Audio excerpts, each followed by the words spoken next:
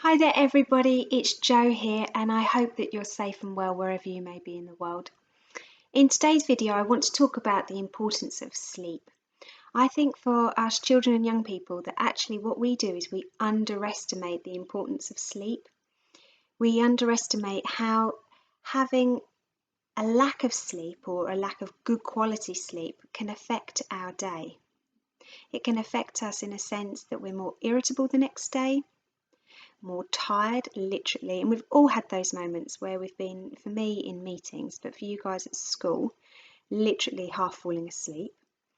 It also has the opportunity to make us more teary, more moody, and also, more importantly, when we are tired, it makes us have the lack of ability to respond to certain situations, which might make us quicker to respond in a more of a negative way. So in today's video, I want to introduce you to an acronym, and I also want to talk about a few pointers of helping you find a better night's sleep. So the importance of sleep is that it allows our bodies and our mind to recover from that day. And even though you may not be at school right now or your timetable may be less, it's really important that you still understand and realise how you need to keep on with that bedtime routine, getting that good quality sleep.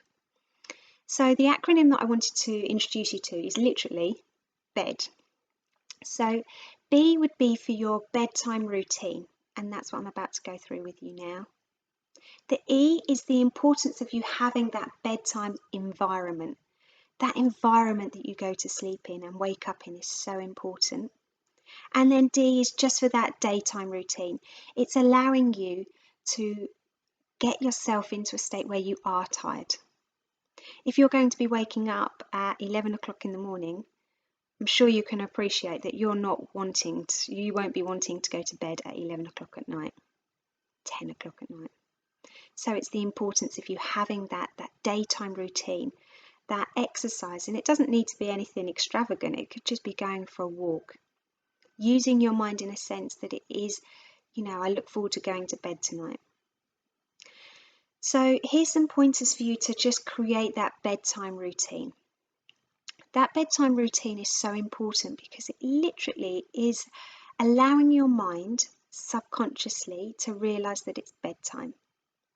Subconsciously to realise that I'm going to bed soon.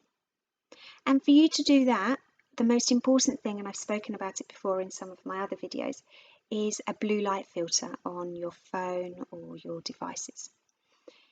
That blue light filter is so important simply because it allows the sleepy natural hormone called melatonin to just kind of creep its way in. Personally, I have my blue light filter or sleep mode on my phone that comes in, I think it starts at 8 or 8:30, and I have it all the way through till 6:30, because in the middle of the night when you check your phone, again, you just want it to be, and I say check your phone for the time.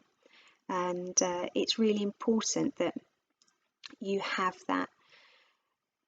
That's a simple thing. And you guys should be able to watch this and do this straight away. So do it on your devices, do it on your laptop, your computer, your tablets, anything like that. Just make sure that you do that.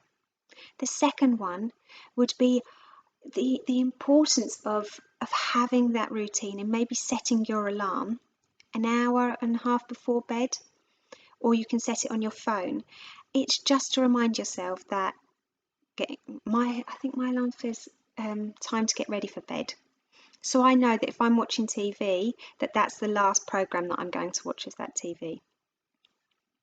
It's really also important as well that just before you go to bed, before you go upstairs, to maybe make yourself a herbal drink, a hot chocolate. Fan of a hot chocolate, love it. And it's really important that you do these little steps to get your mind ready for bed. It's the same as having a bath or a shower. And then it is literally when you go into that bedtime environment, it's making sure that it is calm. Or if you have been watching kind of your TV or playing computer games, that once you've turned that off, that you can kind of turn that environment round. So whether that's maybe having a lamp. And if you don't have a lamp, always consider having your mobile phone, having the torch on, and you can just shine it differently. It does mean you can't go on your phone, mind you, but it just creates that difference with the lighting, which is really important.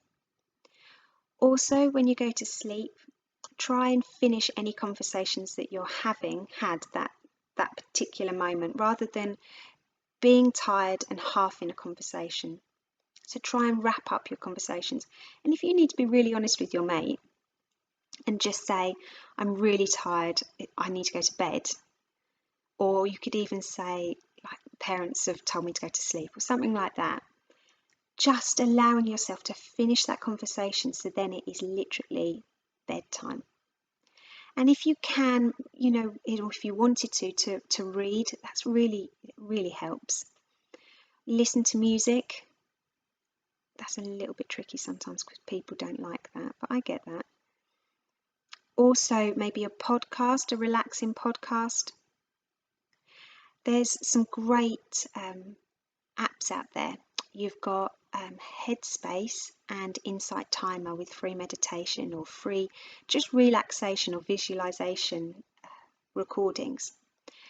And it's just important that you have this sense of responsibility, and that is your ability to respond. And that's when it comes down to you to have that good quality sleep.